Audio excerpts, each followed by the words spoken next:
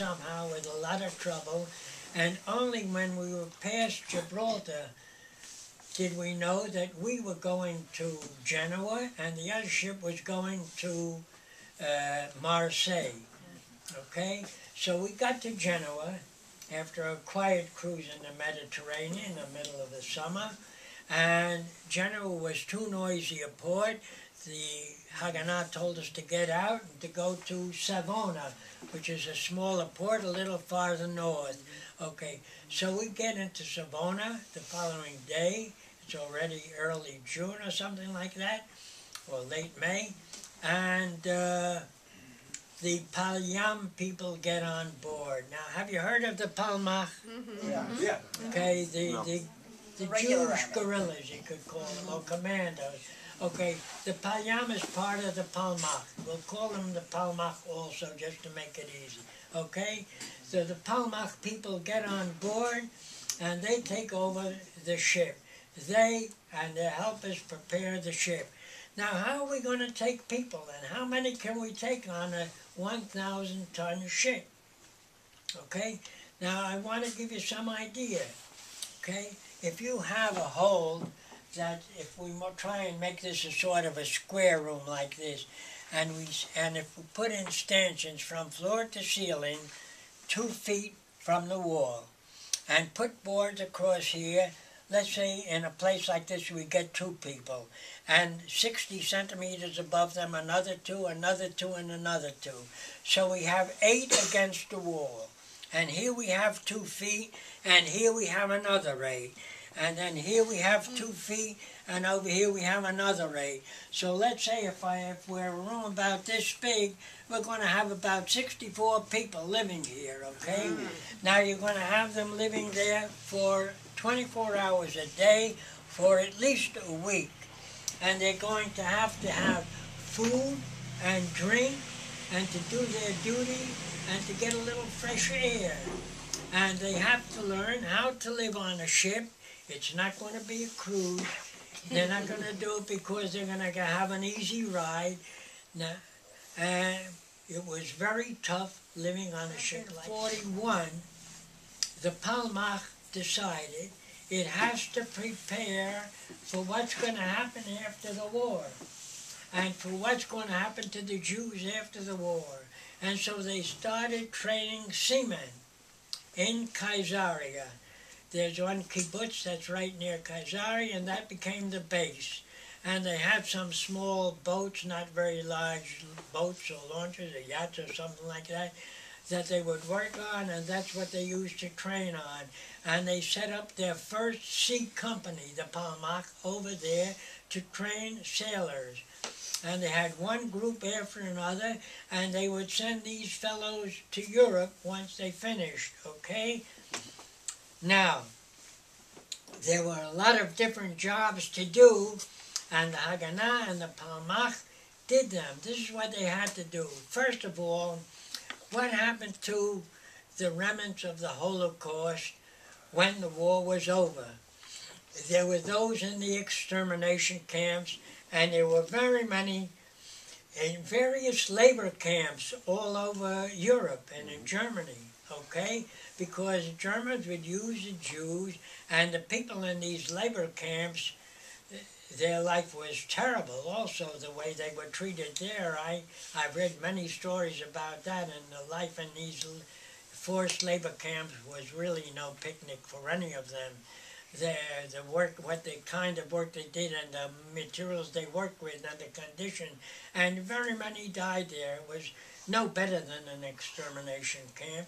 Extermination camp, you went from one place to another en masse, but over here they were dying as they were working also. So it was no fun, okay?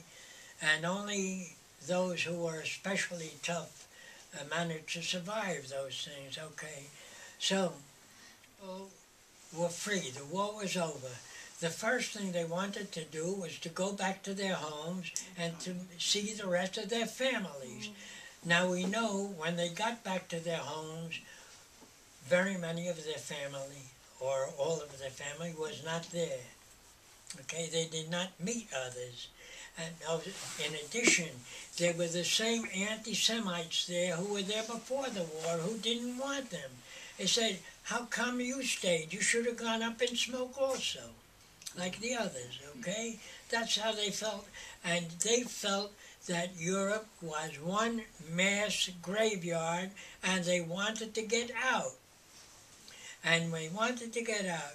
Now these young Haganah boys came, and girls, came from Israel, from Palestine. They left their homes, their jobs, their studies, and they went to do this job for the Jewish people at that time. Don't forget, there was no government. There was no order that they had to obey. This was all voluntary. And of course, we're not talking about money. They weren't going to get rich doing this either, okay? These are the kind of guys who are the Palmach, who are the Haganah. These are the kind of guys who built the country before it was a country. And that's why I tell this story. They went and told the remnants of the Holocaust, follow us. They had to take them across borders. They had to go from one country to another. They didn't have papers. They didn't have right to do anything. They did it. They did it right or wrong. With papers, without papers, they made up whatever they needed. There's a word for it. They made up whatever they needed in order to get the job done, and they did it. They brought these people across to the port cities of the Mediterranean.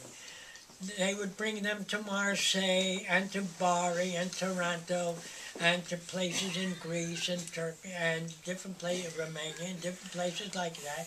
And there were others waiting to receive them who set up these camps for them and would give them housing and food and health care and occupy their time to do this work and to keep this whole operation going.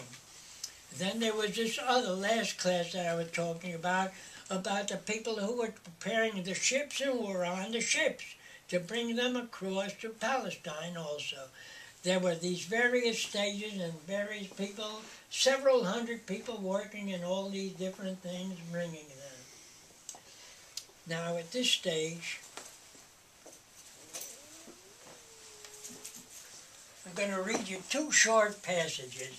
But he commanded a number of other ships and did a lot of other things. One camp had the children's homes. That is, the orphans were housed there.